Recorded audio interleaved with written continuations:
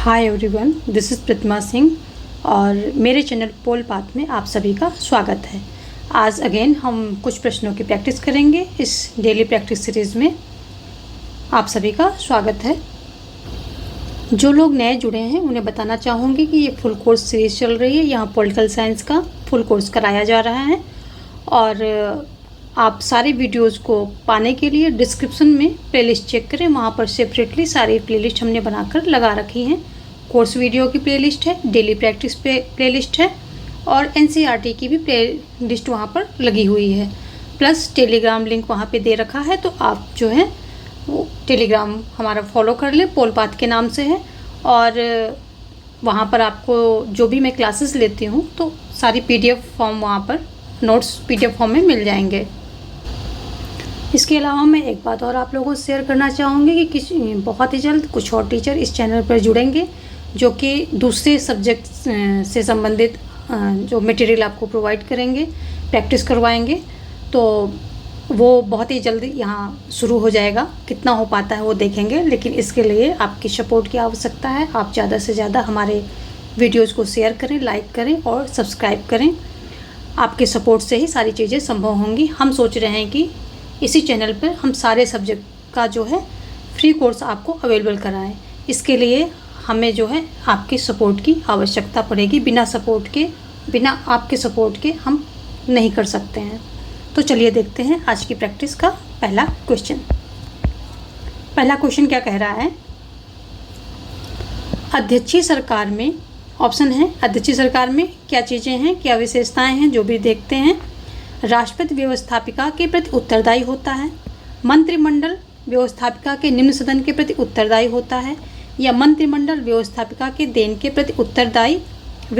मंत्रिमंडल व्यवस्थापिका के दोनों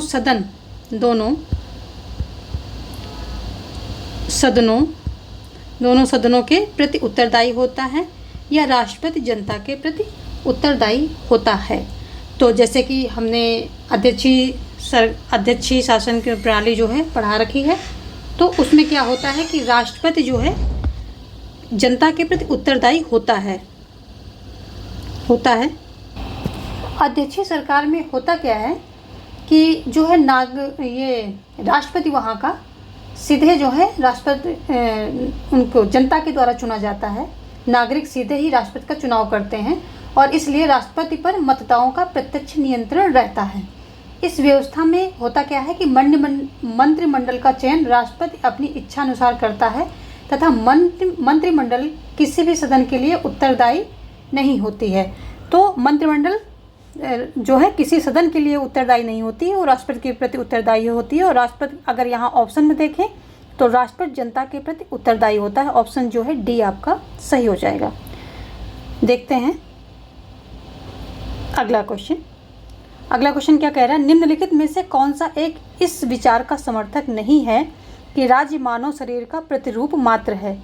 ब्लंटसली या रेने या काम्टे या क्रेब। तो इन चारों में कौन सा जो है ऑप्शन सही है? यहाँ पर ऑप्शन जो है आपका कौन सा डी सही हो जाएगा, क्रेब।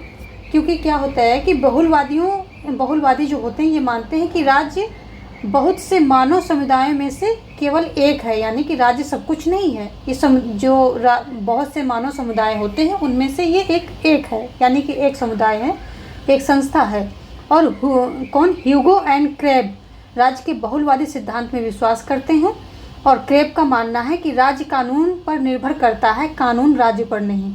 तो मतलब राज्य जो है कानून पर निर्भर है, कानून राज्य पर निर्भर नहीं है, ऐसा इनका मानना है। अतः जो है ये राज्य का सावयव रूप को नहीं मानते हैं। जो सावयव रूप की ये बात कही गई है कि शरीर का प्रतिरूप, यानी कि सावयव सिद्धांत की बात यहाँ पर हो रही है। कंफ्यूज नहीं होना है। शरीर का प्रतिरूप कह लो या सावयव सिद्धांत कह लो, कुछ भी कह लो, बात वही है कि जो है मतलब राज्य की तुलना एक मानव शरीर की तरह की जाती है। तो क्रेब एंड ह्यूगो जो है इन दोनों का मानना है, क्या मानना है कि ये दोनों पहली बात तो क्या है, बहुलवादी हैं और इनका मानना है कि जो है मानव शरीर का प्रतिरूप राज्य नहीं है। तो ये बहुलवादी हैं, बहुलवादी हैं। और देखते हैं यहाँ पर डी ऑप्शन आपका जो है सही हो रहा है। चलते हैं अगले क्वेश्चन की तरफ। अगला क्वेश्चन देखते हैं। प्राकृतिक अधिकारों के सिद्धांत का महत्व कम हो गया, उपभोक्तावाद के विकास के कारण, सकारात्मक उदारवाद के विकास के कारण, नकारात्मक उदारवाद के कारण या व्यक्तिवाद के कारण। तो अगर हम बात करें कि जो है प्राकृतिक अधिकारों के सिद्धांत का महत्व कम हो गया, क्यों कम हो गया, तो उपभोक्तावाद के विकास के कारण। जो ये जी सार्टोरी तथा जोसेफ शिम्पेटर क्या है, प्राकृतिक अधिकारों की धारणा को उपदेश कहकर बुलाया इन्होंने। किसने? जो जी सार्टोरी हैं, सार्टोरी महोदय हैं, जी सार्टोरी और कौन? शुम्पीटर। इन्होंने क्या किया, कहा है कि प्राकृतिक अधिकारों को उपदेश कहा है, यानी कि बस ऐसे ही उनके पीछे कोई तथ्य नहीं है, कोई रीज़न नहीं, कुछ भी नहीं, कोई साक्ष्य नहीं है, इसलिए उसको मात्र उपदेश माना है।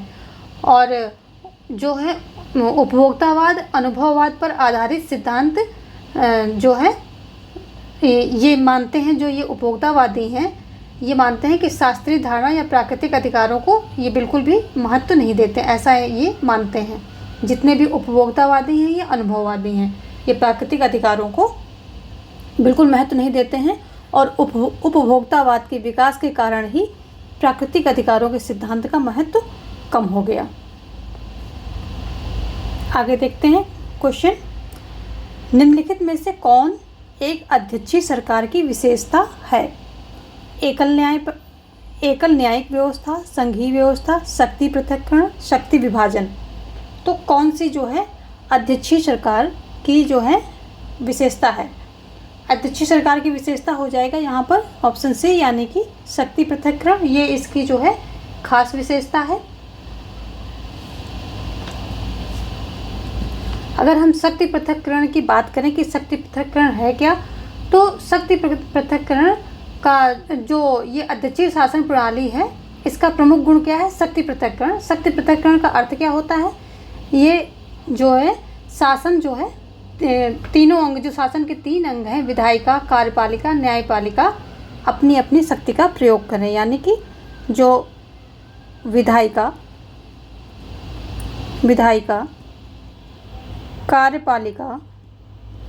कार्यपालिका और न्यायपालिका, ये क्या है? ये तीनों जो हैं अपनी अपनी शक्तियों का प्रयोग करें, अपने अपने क्षेत्र में जो है फ्री रहें और किसी मतलब दूसरे अंग के अधीन ना हो, एक दूसरे के अंग के अधीन ना हो। और यही शक्तिकरण का जो शक्ति पृथक्करण का सिद्धांत है। अगर इसके पीछे उद्देश्य देखा जाए तो जो है व्यक्तिगत स्वतंत्रता, व्यक्ति की स्वतंत्रता और दूसरा क्या है? राज्य को सर्वाधिकारवादी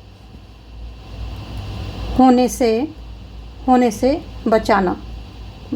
ये जो है इसका जो है मेन कारण है। अगर शक्ति विभाजन की बात करें तो ये किसकी विशेषता है? संसदात्मक शासन प्रणाली जो होती है, शासन की ये व्यवस्था है शक्ति का विभाजन, जिसमें कि एक से ज़्यादा स्तर पर सरकारें होती हैं और उनके बीच जो है शक्तियों का विभाजन होता है, यानी कि उनके कार्य क्षेत्र होते हैं, उनकी शक्तियाँ होती हैं, उनका विभाजन होता है। आगे देखते हैं। किसने पहली बार महिलाओं को मताधिकार देने की वकालत की? गेटल ने, जे.एस. मिल ने, लास्की ने, जेम्स मिल ने। तो अगर हम बात करें किसने जो है महिलाओं को सर्वप्रथम मताधिकार देने की बात की है, तो ये की गई है जेम्स मिल द्वारा। जेम्स मिल तो इनके जे.एस. मिल के पिता थे। जे.एस. मिल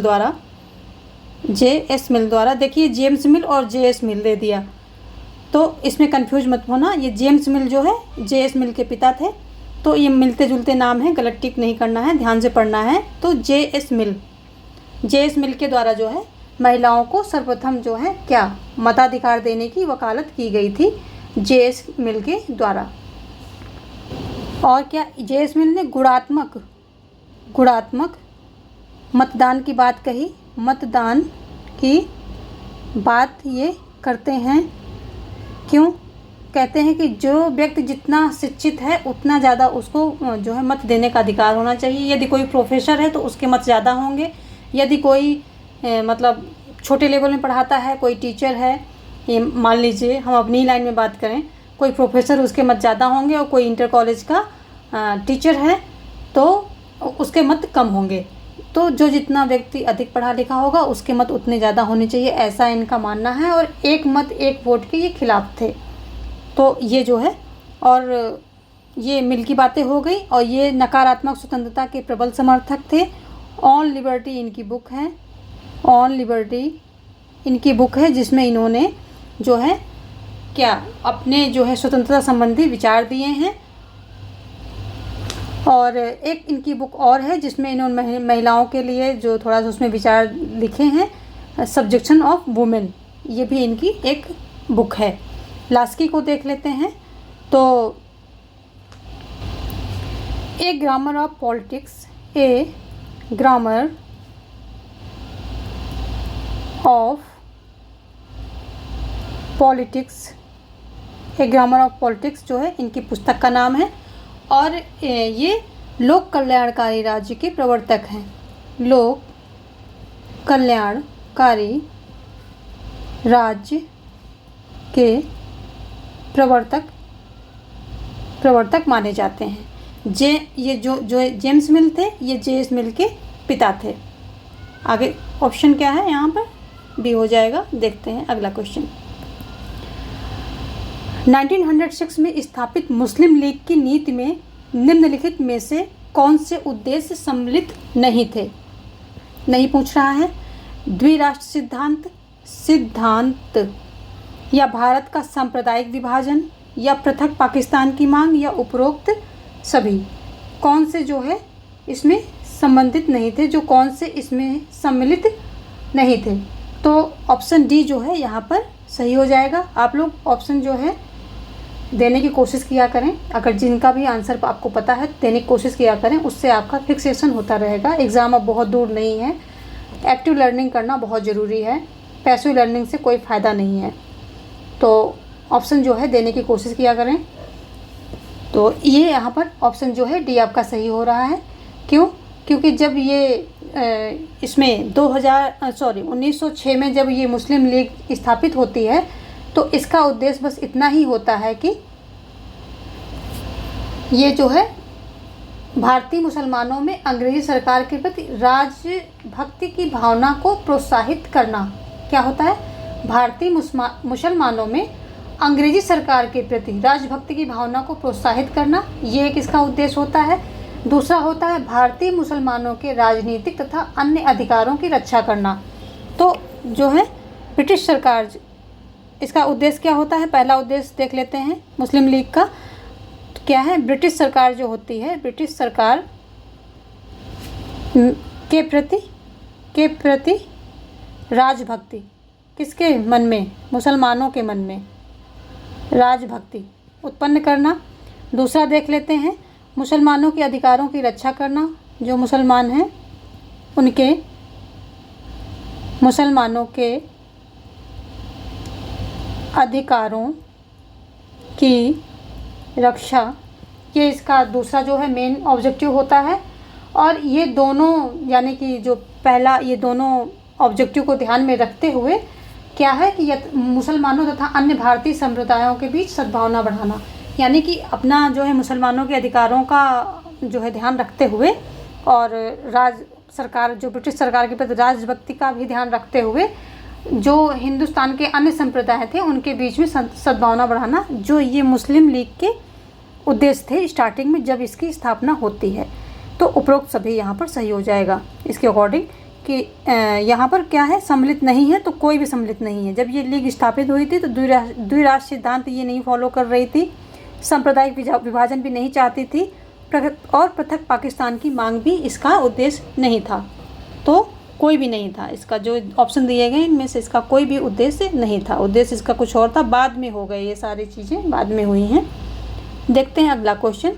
जयकर केलकर तथा मुंजे के नेतृत्व वाली रिस्पॉन्सिव ये को है यहाँ पर ऑपरेशनलिस्ट पार्टी किस पार्टी का एक गुट थी? यहाँ पर थी हो जाएगा, यानी कि जो जयकर केलकर तथा मुंजे के नेतृत्व वाली जो रिस्पॉन्सिव, जिसमें जयकर केलकर मुंजे जिस पार्टी का ये नेतृत्व कर रहे थे उसका नाम था रिस्पॉन्सिव कोऑपरेशनलिस्ट पार्टी। तो ये किस पार्टी का गुट थी, यानी कि किस पार्टी का ये भाग थी, ये आपसे पूछा जा रहा है। तो ये कांग्रेस, ऑप्शन है कांग्रेस पार्टी, स्वराज पार्टी या कांग्रेस समाजवादी पार्टी या फिर उपरोक्त में से कोई नहीं। तो ऑप्शन बी यहाँ पर सही हो जाएगा, स्वराज पार्टी। और जो ये एमपी वर्ग का है, इसमें जो पार्टी यानी कि राजनीतिक दल, पार्टियाँ और दबाव समूह, ये सारे टॉपिक हैं। तो जो है आप इन पर ध्यान दीजिए, जो प्रैक्टिस में आ रहा है तो बिल्कुल इस पर ध्यान दे के रखिए। एक एक नोट्स आपको बनाना है यहाँ से, प्रैक्टिस से भी और जो वीडियोज़ में दूंगी वहाँ से भी। तो जो स्वराज पार्टी का गठन ये गया अधिवेशन के दौरान किया गया था। अगर हम स्वराज पार्टी की बात करें तो इसका गठन कब किया गया था? गठन किया गया था जब गया अधिवेशन हुआ था कांग्रेस का गया अधिवेशन के दौरान इसका जो है गठन होता है। और जिसकी अध्यक्षता कौन करता है? देशबंधु CR दास इसकी अध्यक्षता करते हैं। लेकिन 15 जून 1925 को चित्तरंजन दास के निधन हो जाने से स्वराज दल जो है, ये स्वराज पार्टी जो होती है, ये विघटन की ओर अग्रसर हो जाती है। और इन्हीं परिस्थितियों में क्या होता है कि श्री MR और जयकर तथा NC केलकर ने क्या किया था, एक संवेदनशील जो है पार्टी का गठन किया, जिसका उद्देश्य था सहानुभूत सहयोग देना। तो इसी को इन्होंने जो है रिस्पॉन्सिव कोऑपरेशनलिस्ट पार्टी नाम दिया। और जब ये स्वराज पार्टी टूटने के कगार पे थी तो इन तीनों ने मिलकर के ये पार्टी का गठन किया कि इसका और उद्देश्य क्या था कि सहानुभूत सहयोग देना। इसका उद्देश्य था कि सहानुभूत सहयोग देगा ये। आगे देखते हैं, कांग्रेस ने किस वर्ष संघ को इसके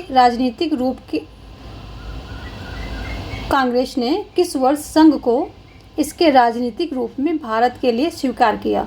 1915 ईस्वी में या 1916 में या 1929 में या 1931 में? तो यदि हम बात करें तो ये 1919 में जब लाहौर अधिवेशन होता है तो उसमें जो है जवाहरलाल नेहरू ने घोषणा की थी कि देशी रियासतें जो हैं शेष भारत से अलग नहीं रह सकती हैं। इन रियासतों की तकदीर का फैसला सिर्फ वहाँ की जनता ही कर सकती है, ऐसा इन जो है नेहरू जी ने उद्घोषित कर दिया था 1929 में। तो ये कांग्रेस ने जो है 1929 में संघ को इसके राजनीतिक रूप में भारत के लिए स्वीकार किया था। अगला देखते हैं, अगला कह रहा है निम्नलिखित में से कौन सा एक कथन सही है? सही पूछ रहा है यहाँ पर, कौन सा सही है? दबाव समूहों का निर्माण एक निश्चित अवधि के लिए होता है। कुछ दबाव समूह अस्थायी होते हैं जबकि कुछ स्थायी होते हैं। सभी दबाव समूह अस्थायी होते हैं। सभी दबाव समूह स्थायी होते हैं। सभी दबाव समूह क्या होते हैं? स्थायी होते हैं। या यहाँ पर हटा देते हैं, स्थायी कर लेते हैं, एक स्थायी होगा एक अस्थायी होगा। तो सभी दबाव समूह जो है स्थायी होते हैं या सभी दबाव समूह अस्थायी होते हैं। तो जो है दबाव समूह क्या होते हैं? एक निश्चित हित उद्देश्य की पूर्ति के लिए आते हैं और ये अस्थायी होते हैं। जैसे ही इनका जो है इनका काम क्या होता है कि उद्देश्यों की पूर्ति के लिए ये सरकार की नीति निर्णयों को अपने जो है अपने अनुसार उनकी नीतियों को प्रभावित करते हैं, उनको नीतियों में बदलाव करने की कोशिश करते हैं। और जैसे ही इनका जो है उद्देश्य पूरा हो जाता है ये क्या हो जाते हैं? गायब हो जाते हैं, यानी कि ये जो है अदृश्य हो जाते हैं। और इसीलिए जो है मैकिन महोदय हैं, इनको अदृश्य सरकार बोला है, इन्हें अदृश्य सरकार भी बोला जाता है। ये एक फैक्ट है, आपको ध्यान रखना है। अदृश्य सरकार सरकार, ये हैं क्योंकि ये आते हैं अपने उद्देश्यों की पूर्ति के लिए और सरकार पर दबाव बनाते हैं। जैसे इनका उद्देश्य पूरा होता है ये क्या है, अदृश्य हो जाते हैं, तो इन्हें अदृश्य सरकार बोला गया है। किसके द्वारा? मैकिन के द्वारा, मैकिन के द्वारा। ठीक है, ऑप्शन डी यहाँ पर सही होता है। देखते हैं अगला क्वेश्चन। कैबिनेट मिशन योजना 1946 ने भारत के लिए प्रस्तावित किया। क्या प्रस्तावित किया? एकात्मक सरकार, शक्तिशाली केंद्र सहित संघात्मक, यहाँ संघात्मक होगा, संघात्मक सरकार, या कमजोर केंद्र सहित संघात्मक सरकार, या संघात्मक सरकार जिसमें ब्रिटिश प्रांतों को पृथक होने का अधिकार था। तो जो कैबिनेट मिशन योजना आई थी 1946 में भारत के लिए, तो उसमें यही था कि संघात्मक सरकार, एक ऐसी संघात्मक सरकार जिसमें ब्रिटिश प्रांत और जो ये देसी रियासतें हैं इनको अलग होने का जो है पूरा अधिकार दिया गया था। ये 24 मार्च 1946 को कैबिनेट मिशन आता है। कब आता है? 24 मार्च 1946 को कैबिनेट मिशन जो है भारत पहुंचता है। और जिसके अध्यक्ष कौन थे? Pethick Lawrence. इसके अध्यक्ष कौन होते हैं? पैथिक लॉरेंस जो है इसके अध्यक्ष होते हैं। और अन्य सदस्य में क्रिस्प तथा अलेक्जेंडर थे। कौन थे? क्रिस्प। ये जो पैथिक लॉरेंस कौन होते हैं? अध्यक्ष होते हैं, अध्यक्ष। ये इम्पोर्टेंट फैक्ट है, देखते रहिए। और अन्य में होते हैं, कौन होते हैं? क्रिप्स होते हैं और अलेक्जेंडर होते हैं। क्रिप्स एवं अलेक्जेंडर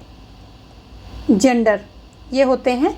और इस मिशन ने क्या है, भारतीय संघ को सुझाव दिया था कि वही कि जो है प्रांतों को अलग गुट बनाने का अधिकार होगा और वो अपना अलग संविधान भी बना सकेंगे, ऐसा इन्होंने बोला था। और ये भी बोला था कि जो है ये विदेशी मामले और संचार व्यवस्था पर ये अपना नियंत्रण रखेंगे। कौन? भारतीय रियासतों के लिए एक संघ ऐसा होना चाहिए। यानी कि इन्होंने इसमें जो है भारतीय जो ब्रिटिश नियंत्रित अंग्रेजी भारत यानी कि जो ब्रिटिश के नियंत्रण में भारत था, और जो भारतीय रियासतें यानी कि थी जिसमें राजा महाराजा के जो छोटे छोटे पड़े हुए थे ये स्टेट जैसे रियासतें, तो इन सबको आज़ादी दे रखी थी इसमें, इस जो है कैबिनेट मिशन योजना में। ऑप्शन डी यहाँ पर सही हो रहा है। आगे देखते हैं। मार्ले मिंटो सुधार अधिनियम 1909 का प्रमुख प्रावधान कौन नहीं है?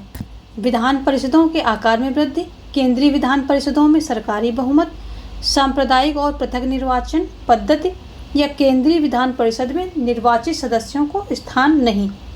तो जो अगर हम बात करें तो ऑप्शन डी जो है यहाँ पर हो जाएगा सही, अकॉर्डिंग टू नहीं, क्योंकि यहाँ नहीं पूछ रहा है, बाकी सब किए गए थे।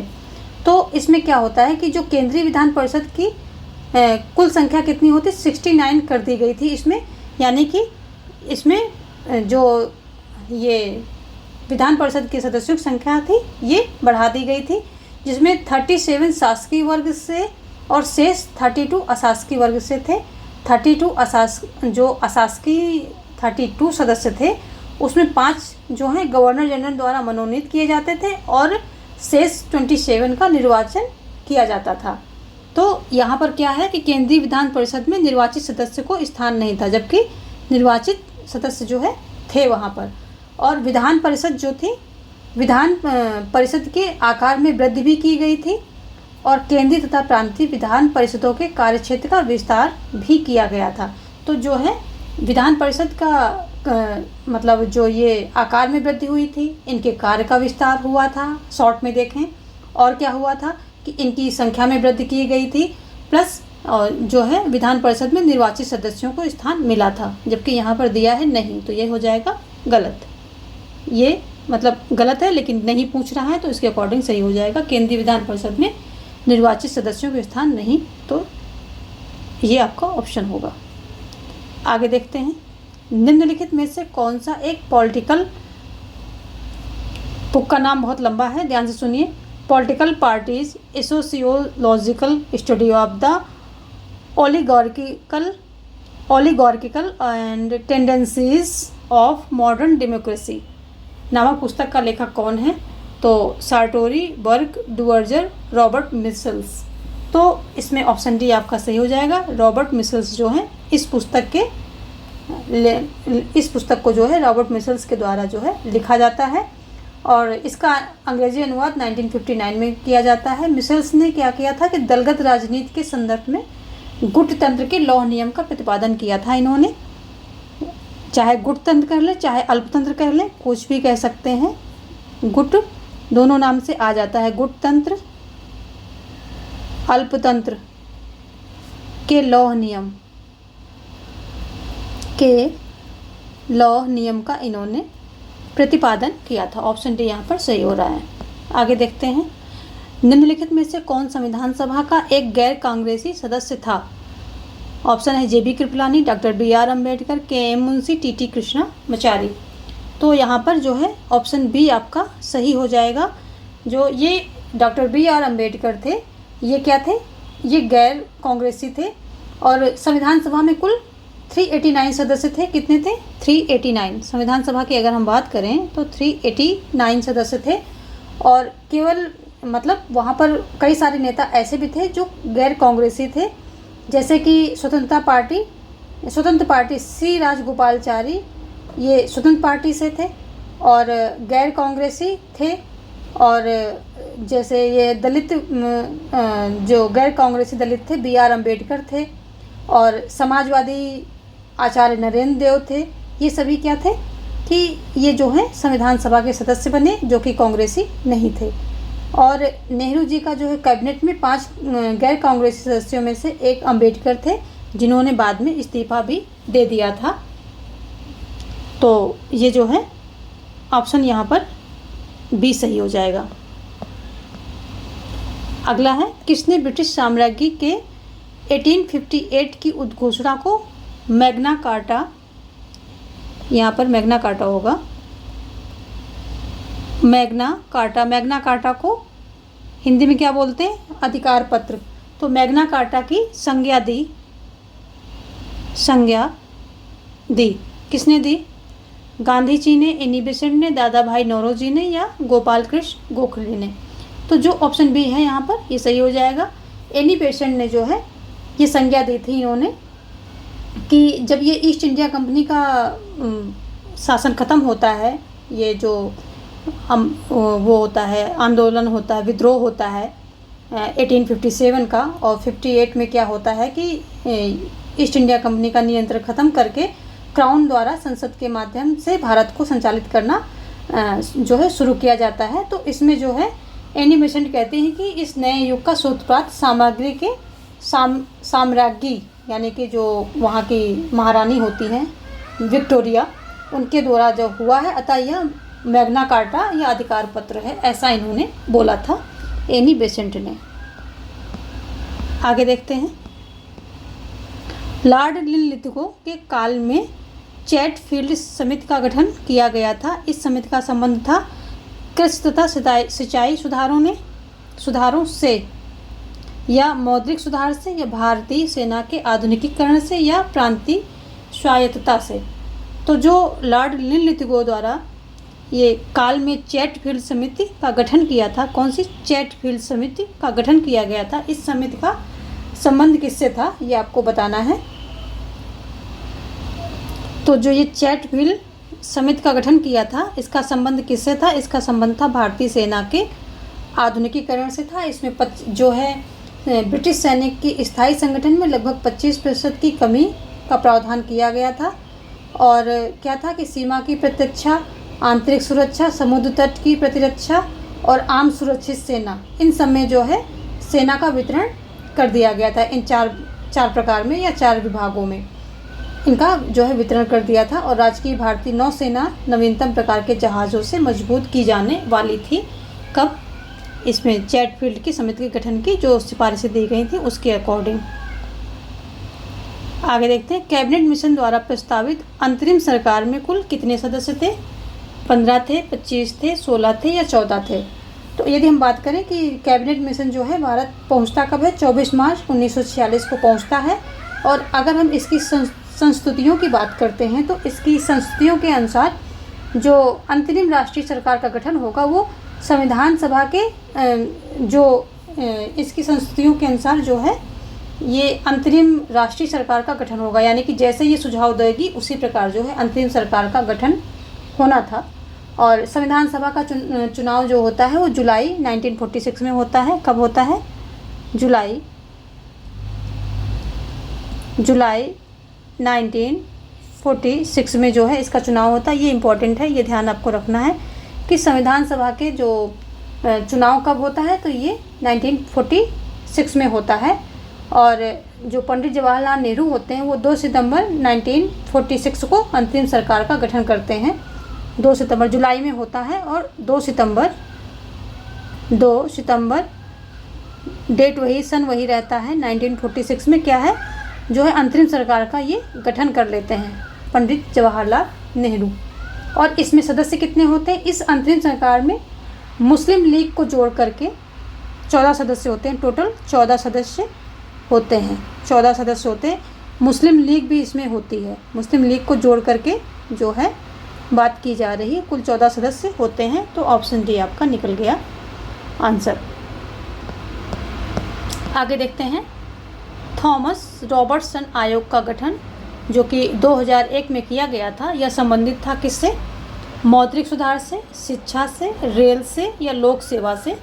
तो जो थॉमस रॉबर्टसन था ये इसका जो है आयोग का गठन 1901 में किया जाता है और ये होता है रेल से संबंधित। ऑप्शन सी जो है यहाँ पर सही हो जाएगा, क्योंकि जो मिस्टर थॉमस रॉबर्टसन क्या थे, ये इनको इंग्लैंड से बुलाया गया था और ये एक रेलवे विशेषज्ञ थे। उन्होंने रेलवे की कार्यकुशलता तथा प्रशासन पर सुझाव उनसे मांगे गए थे कि यहाँ भारत में आकर के रेलवे की कार्यकुशलता और इस सब पर जो है आप सुझाव दीजिए।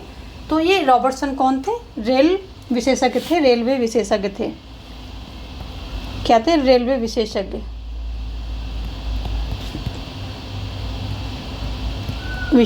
थे। तो आगे देखते हैं। अगला क्वेश्चन है गांधी इरविन समझौते के हस्ताक्षरित होने में किसकी भूमिका महत्वपूर्ण थी? मोतीलाल नेहरू की, मदन मोहन मालवीय की या सर तेज बहादुर सप्रू की या सर सैयद अहमद खां की?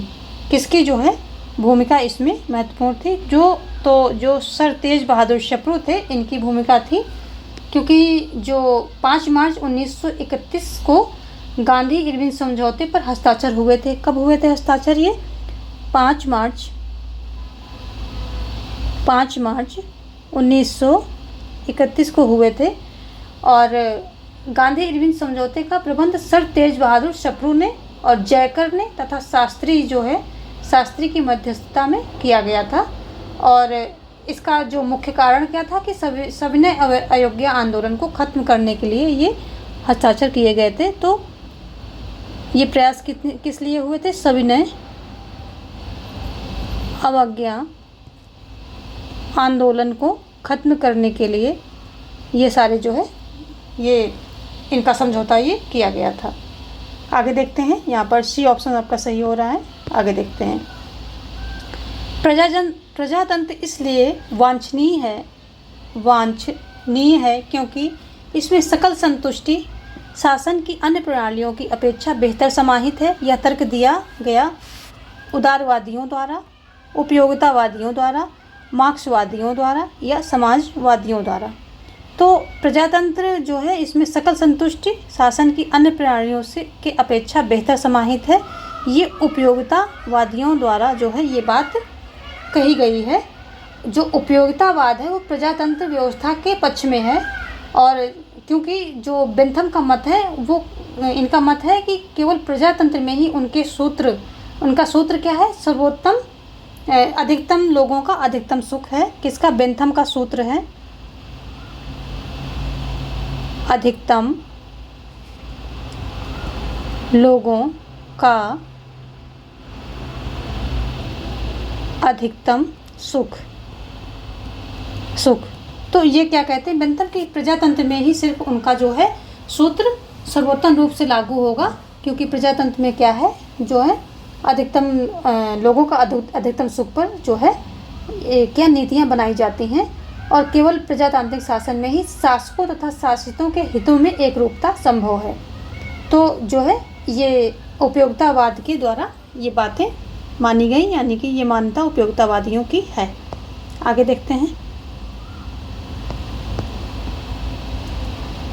आगे यहाँ अगर हम मार्क्सवादियों की बात करें तो ये क्या करते हैं कि जो है मार्क्सवादी जो है साम्यवाद की, जो मार्क्स थे वो साम्यवाद की स्थापना करना चाहते थे, और मार्क्सवादी उन्हीं के रास्ते पे चलते हुए राज्य का अस्तित्व जो है, राज्य को नहीं चाहते हैं कि राज्य जो है अस्तित्व में हो। ये राज्य को वर्ग शोषण का एक यंत्र मानते हैं, और साम्यवाद की स्थापना के द्वारा ये राज्य को समाप्त करके वर्ग विहीन राज्य बनाने की बात करते हैं। और अगर हम समाजवादियों की बात करें तो ये जो है निजी स्वामित्व के ये विरोधी हैं, और कहते हैं कि जैसे राज्य का जो है स्वामित्व होना चाहिए, ताकि सभी को जो संसाधन जो भी हैं, जो भी रिसोर्सेज हैं, उनका सही उपयोग हो सके। तो ये इनका मानना है। और उदारवादी जो हैं ये व्यक्तिगत स्वतंत्रता पर विश्वास रखते हैं। व्यक्तियों की स्वतंत्रता जो है इनके मूल में है, केंद्र बिंदु है इनका। आगे देखते हैं। निम्नलिखित में से किस समिति ने भारतीय संविधान में मौलिक कर्तव्यों को समाविष्ट करने की संस्तुति की थी? बरूजा समिति, रामास्वामी समिति, सीकरी समिति या स्वर्ण सिंह समिति? तो ऑप्शन जो है डी यहाँ पर आपका सही हो जाएगा। जो स्वर्ण सिंह समिति है, इसी ने जो है ये संस्तुतियाँ दी थी। 1976 में कांग्रेस दल द्वारा स्वर्ण सिंह समिति का जो है गठन किया जाता है, और इसका मुख्य उद्देश्य क्या होता है कि मूल कर्तव्यों की पहचान करना। और ये जो है 86 जो है संविधान संशोधन 2002 के पश्चात मूल कर्तव्यों की संख्या 11 हो गई है। तो पहले ये इनकी संख्या जो है 10 मूल कर्तव्य इंसर्ट किए गए थे, कितने 10, लेकिन अभी वर्तमान समय में 11 कर दिए गए हैं। कौन सा? 86 संशोधन जो 86 संशोधन है 2002 के द्वारा क्या है जो है इनकी संख्या कर दी गई है 11। और 11वें में कहा क्या गया है कि जो गार्जियन हैं, जो अभिभावक हैं, उनकी ये ड्यूटी है, उनका ये कर्तव्य है कि अपने बच्चों को स्कूल भेजें। ये जो है 11वें में ये बात कही गई है। इसके पहले 10 मूल कर्तव्य जो है निश्चित किए गए थे, उन्हीं को इंसर्ट किया गया था आपके संविधान में। अगला देखते हैं। संविधान की 11वीं अनुसूची के अनुसार पंचायत के क्षेत्राधिकार में कुल कितने विषयों को रखा गया है? 27, 28, 29, 30। तो अगर हम बात करें कि 11वीं अनुसूची में पंचायत के लिए कितने जो है सब्जेक्ट रखे गए हैं, तो ये रखे गए हैं 29 सब्जेक्ट। और 73rd संविधान संशोधन 1992 में 73rd अमेंडमेंट कब होता है? ये 1992 में होता है। और इसके द्वारा क्या होता है कि भाग 9 तथा 11वीं अनुसूची की व्यवस्था की जाती है। भाग 9 और 11th अनुसूची, 11वीं अनुसूची की व्यवस्था की जाती है। और इसके द्वारा फिर होता क्या है कि इसमें जो है 29 सब्जेक्टों को यानी कि विषयों को रखा जाता है।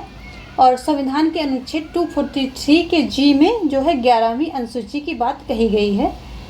तो कहाँ ये 11वीं अनुसूची की बात कहाँ गई है? 243 का जी जो है इसमें जो है इस बात को कहा गया है। और 1992 होगा, 22 कर रखा है यहाँ पर। 1992 में क्या होता है? 73rd अमेंडमेंट होता है। और इसी साल क्या होता है? 74th अमेंडमेंट होता है। 74th में जो है ये क्या होती? नगर पालिकाएँ आ जाती हैं, यानी कि जो शहरी स्थानीय निकाय होते हैं, नगर पालिकाएँ, ये नगर पालिकाएँ 74th अमेंडमेंट के द्वारा आती हैं। और इसमें जो है ईयर जो है एक ही रहता है, 1992 ईयर जो है इनका एक ही होता है। ऑप्शन सी यहाँ पर सही हो जाएगा। देखते हैं अगला क्वेश्चन। यदि सदन का सत्रावसान हो गया है तो इसे आहूत करने के लिए कौन अधिकृत है? अध्यक्ष, राष्ट्रपति, प्रधानमंत्री या उपराष्ट्रपति? ये आपके संविधान से है और इस तरह के क्वेश्चन जो हैं आपके पेपर में बहुत ज़्यादा आते हैं और बहुत ज़्यादा जो है देखने को मिलते हैं। तो ऑप्शन जो है यहाँ पर आपका बी सही होगा, क्योंकि जो है संविधान के अनुच्छेद 85 में ये प्रावधान किया गया है कि राष्ट्रपति को समय समय पर संसद के प्रत्येक सदन को आहूत करने, उसका सत्रावसान करने और लोकसभा का विघटन करने की शक्ति जो है दी गई है 85 के तहत।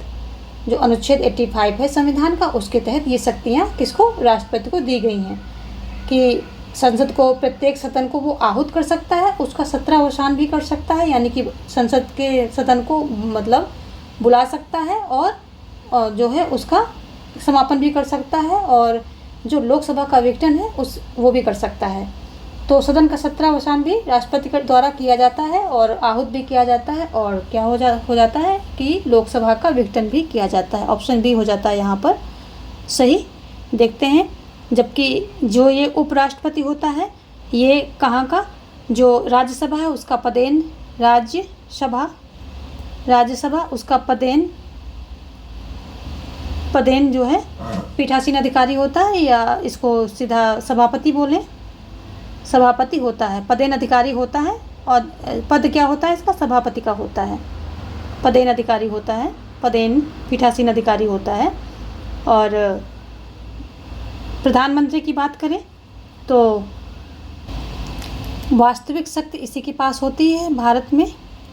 वास्तविक शक्ति जो है इसी के पास होती है, और ये जो है सभी वास्तविक शक्तियों का जो है यही प्रयोग करता है। सबसे पावरफुल पद होता है जो है भारत की राजनीति में। आगे देखते हैं। और राष्ट्रपति क्या होता है? नाम मात्र का, उसके पास क्या होता है? नाम मात्र की पावर होती है। अगला क्वेश्चन देखते हैं।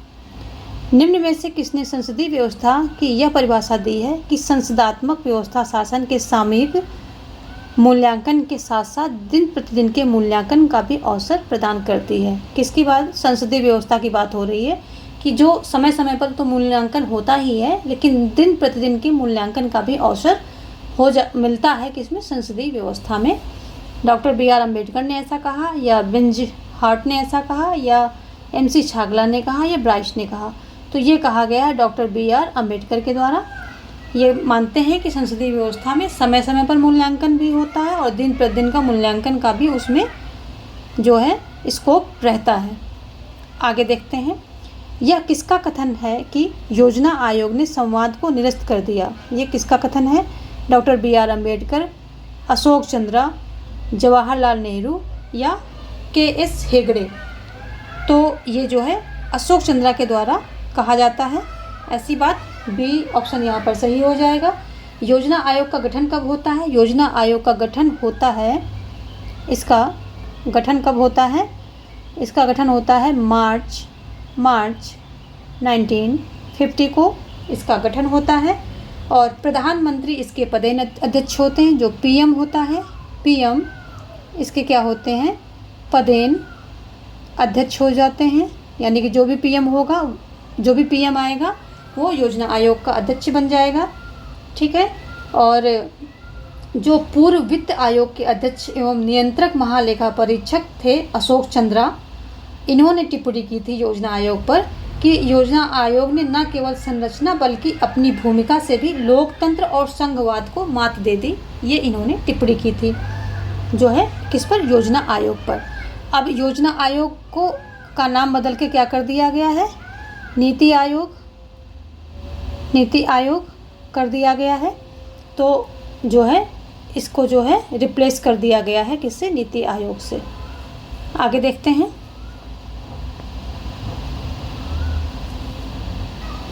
अगला क्वेश्चन है, राज्यपालों के लिए मार्गदर्शन सिद्धांत निर्धारित किए जाने चाहिए।